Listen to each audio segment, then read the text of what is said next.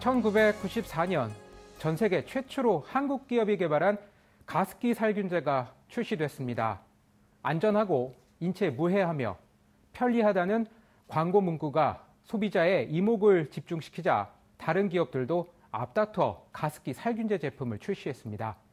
가습기 살균제가 죽음의 공기를 퍼뜨려 왔다고 알려진 것은 무려 18년이 지난 뒤입니다.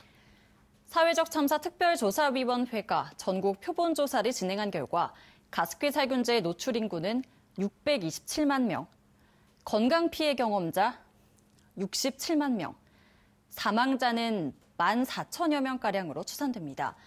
이러한 참사의 서막은 바로 정부와 기업의 관리 부실에서 비롯됐다는 게 오늘 사참위 조사 결과에서 밝혀졌는데요.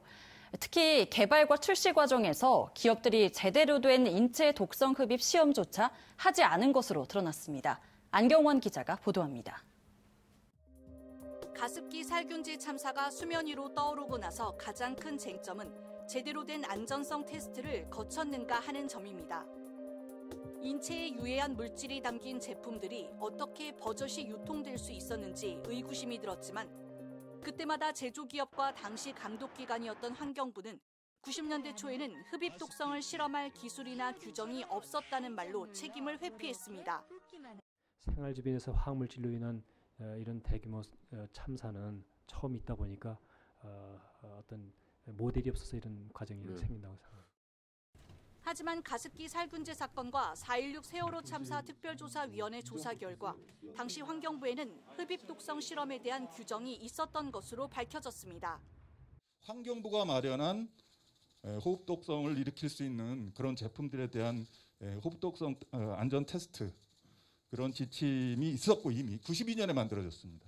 그것을 따랐다면 후속 제품들 이런 제품들도 안전 테스트를 했을 것이고 아마 시중에 나오지 못했을 것입니다. 가습기 살균제 제조기업들은 인체 흡입 독성 시험 없이 제품부터 출시했습니다. 이미 제품을 출시한 이후에 해당하는 어떤 실험을 진행했다는 점이 확인되었습니다.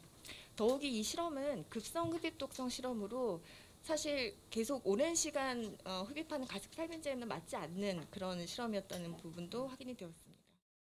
현재까지 나온 가습기 살균제는 모두 48가지로 2016년까지 판매된 제품만 995만여 개에 달합니다.